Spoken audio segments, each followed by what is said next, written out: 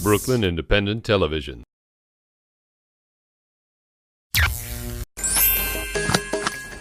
He's a photographer, skateboarding enthusiast, and Williamsburg resident. He began a Kickstarter campaign to raise funds for his magazine, 43. He set his goals, and he achieved it. His inspiration? To promote skateboarding, art, and independent thinking beyond the commercialization of the skateboarding industry and the stereotypes therein. Let's meet Alan Ying.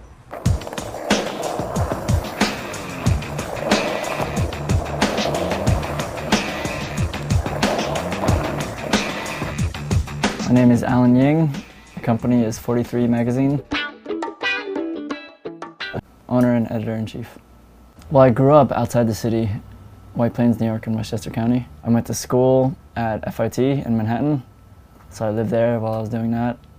And then after I got out of school, I needed an affordable place to live.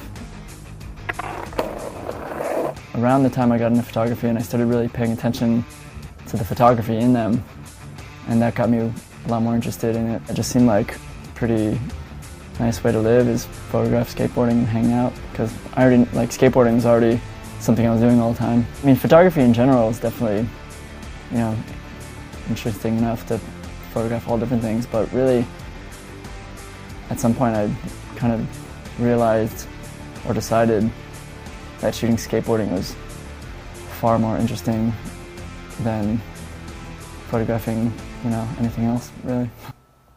I feel like the quality of most skateboard photography lately isn't nearly like what it used to be maybe when I was first getting into it in high school, like in the late 90s.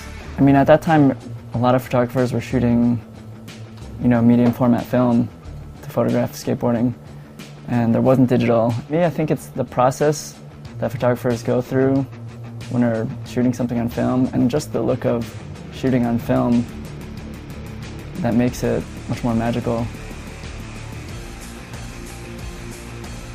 Well, a lot of it is what the skateboarder is doing, you know.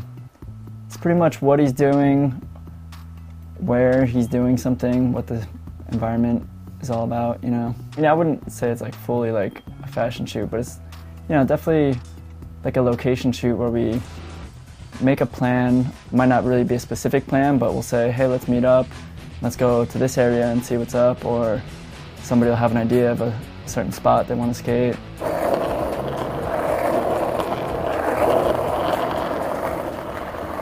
.43 is a forgotten name for the trick more commonly known as a frontside no-comply.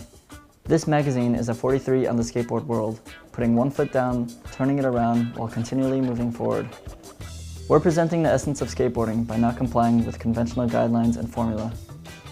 The format matches the size of a 12-inch vinyl record cover, with a clean layout devoted to quality, photography, and artwork. Kickstarter is like, you post your project up, post a little video of what you're doing, explain the project, you offer some rewards for people to donate to it that want to see it happen.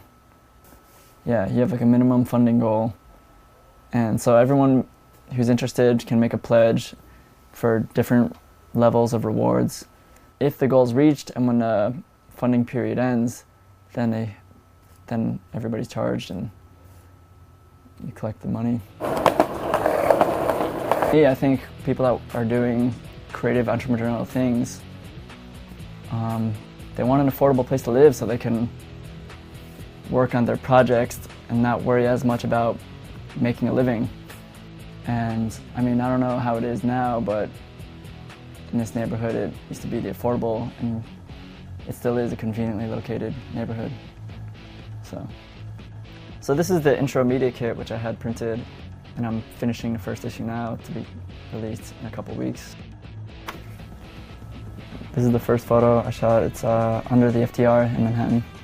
Stevie Williams, who is a pretty legendary skateboarder. So this is, you know, a sample of the size, the format, and the art direction, very much similar. This is Anthony Schultz, and he is doing a .43.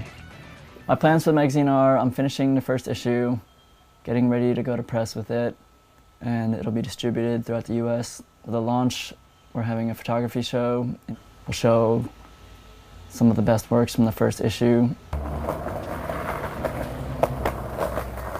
I don't know if I could do it on demand like that, but...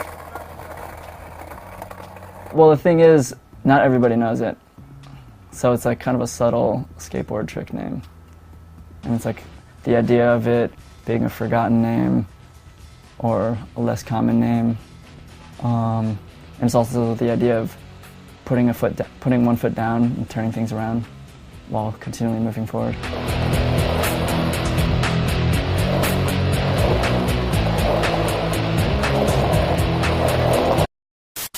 Become a fan on Facebook, like Brooklyn Independent Television.